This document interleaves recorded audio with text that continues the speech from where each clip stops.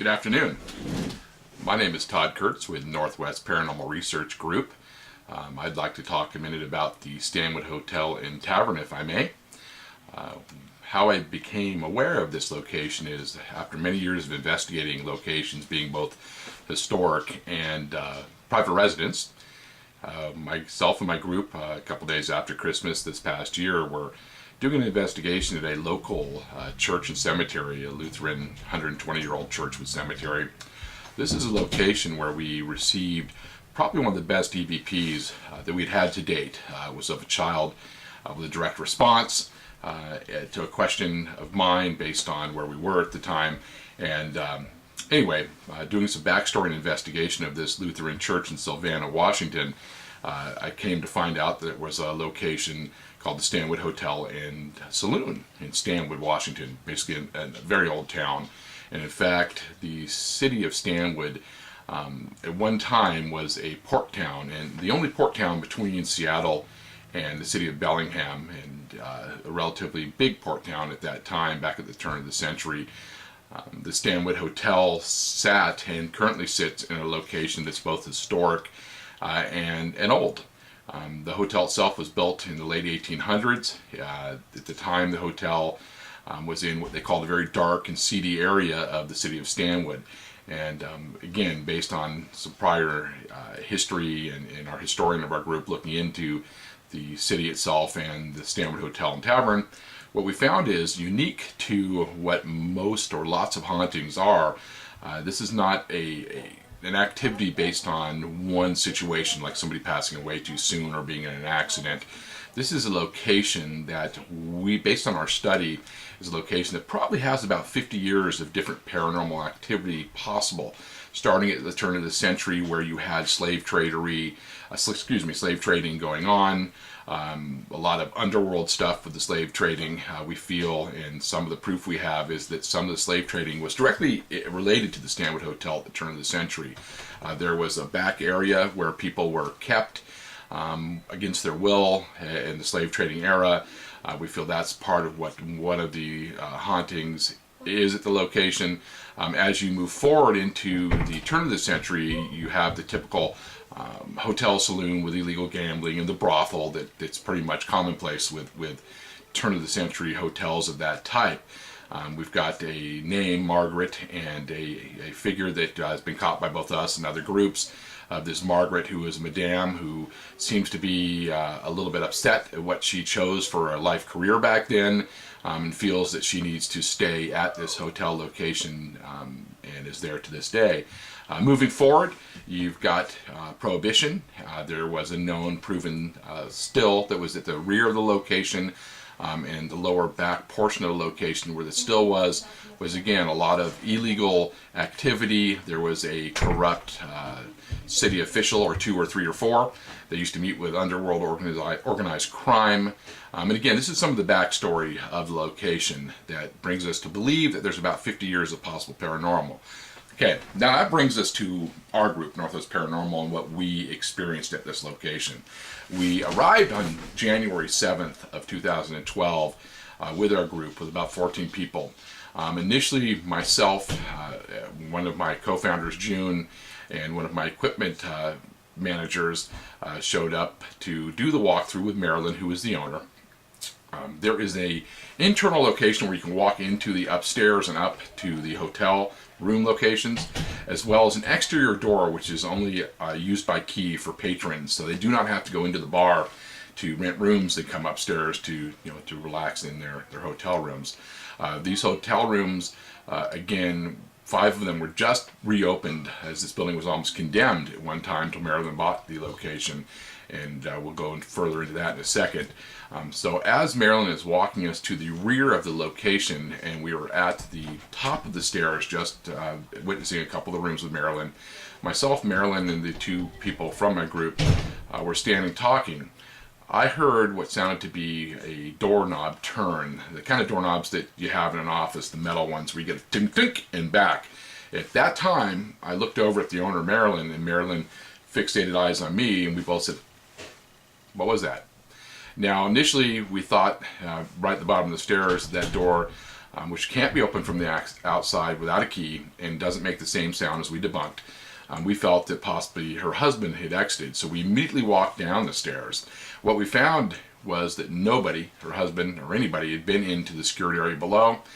We walked outside to try to replicate the sound. We could not. There is a security camera that Maryland has right above that camera. We did not pick up anybody in that location. We do have the door being opened and closed. That was at the start of our investigation, approximately noon that Saturday. What did we see during that investigation? Well, lots of activity. We've got numerous pictures, numerous shadow figures, different apparitions in the form of a white mist near some of the doorknobs and in some of the hallways that were caught by B, one of our photographers. I myself was getting ready to do my radio show that we do from some of our investigations where we go live to document as we go along. I was in room 9, which is a room that has probably the longest paranormal history to it in the hotel. As I sat down to set up my laptop to get ready for the radio show, this laptop's a month old, battery's new, and I had a spare battery with me. I immediately started to have problems. Batteries went dead, could not get it started. Kalan was standing with his iPad where we were doing a live stream, and he was filming me having problems. We have this documented with my laptop. I called June, another member, to bring her laptop, which had been functioning perfectly. When June came into the room, her laptop immediately started to have problems as well. There's no power in this room. There's no reason to have problems with this equipment, but both of our pieces of equipment, being laptops, immediately died. That said, I moved to room 5, which they call the Little Bo Peep room. There's a mural of Little Bo Peep on the back wall, and what we think through history is that room was probably where the madam kept the children at the time to play or maybe babysit while the brothel workers were doing their job, whatever that may be. We went into room 5, tried to start the show from there, replicated the exact same problems. I got my laptop started, would not work again. Finally said we need to get this show on the road as we start to have investigations. Probably better I moved downstairs anyway. At this point, I went downstairs. The next event happened where our newest member, Kalan, who is very skeptic to the paranormal, he was accompanying B, the photographer I mentioned earlier. They went into room 9. Again, the room I just had some problems with my equipment to get working. Well, as they went to room 9, there's a separate hallway door that blocks the two halves of the hotel upstairs. The front half was lit up where we had some people getting ready with equipment. They were the only two in the back half, pitch black. They went into room 9. They did a short photography session to try to see if they could capture anything, which later we did capture. Would appear to be maybe some shadow figures. When they exited the room, the door turned, locked with a skeleton key. They both heard it. Kalan turned around, a little bit frantic because he was scared, to try to turn the knob. It was locked. We again tried to debunk this. There is just, it's too strong. You cannot accidentally lock that door.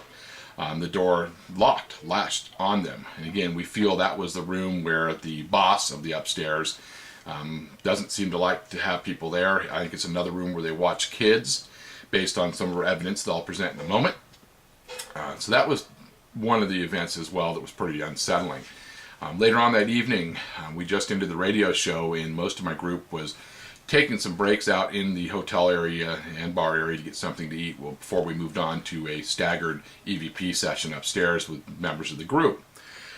Me being by myself in the lower area, which we know was an area where they may have housed slavery, people that were stolen and put into slavery, where the gambling was done at the time and the still was used, was sitting down at my laptop.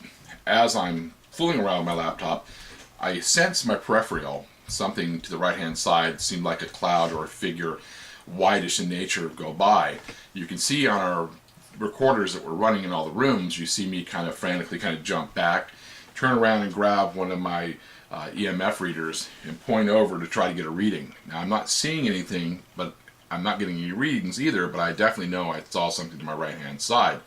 Immediately when that happens, I hear a knock, knock, knock, knock on the back window. There's approximately 6 windows that run downstairs along the sidewalk.